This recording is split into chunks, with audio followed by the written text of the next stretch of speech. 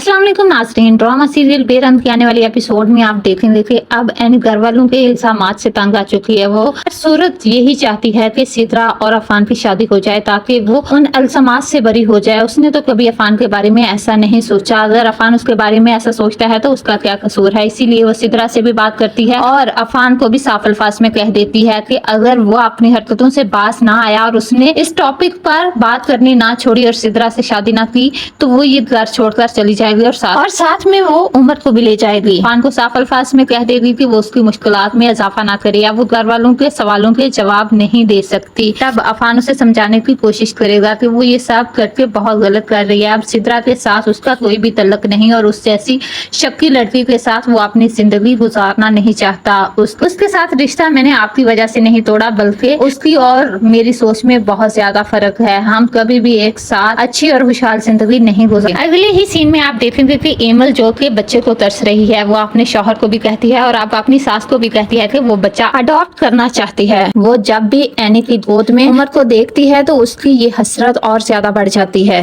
फाखरा बेगम उसे साफ अल्फाज में कह दे रही कि उसे किसी और का बच्चा अपने घर नहीं चाहिए, वो शहरयार का बच्चा चाहती है। और हाँ, अगर वो दे सकती है उसे शहरयार का बच्चा तो ठीक, वरना वो उसकी और शादी करवा देगी। ये सुनते साथ ही एमल के तो पैरों तले से जमीन ही निकल जाती है कि आखिर फाखरा बेगम ऐसा कैसे कर सकती है। और वैसे भी अभी 1 साल ही तो हुआ है उसकी शादी को। तब शहरयार भी वहाँ खड़ा चुप रहता है, वो भी उसे कुछ नहीं कहता। आयमा एक दफा फिर से अफान को अपने जाल में फंसाने के लिए उससे बातें करती है और कहती है कि आज तक सिर्फ उसने उसके ही ख्वाब देखे हैं। तब अफान उसे साफ अल्फाज में कह देता है कि थोड़ी देर पहले तक तो तुम शहरयार भाई के ख्वाब देख रही थी और अब तुम मेरे ख्वाब देखने लगी हो। तब आयमा उसे कह देती है कि शहरयार में उसे कभी भी इंटरेस्ट नहीं था, वो तो सिर्फ अम्मी और आंटी की खुशी के लिए ये सब कर रही थी।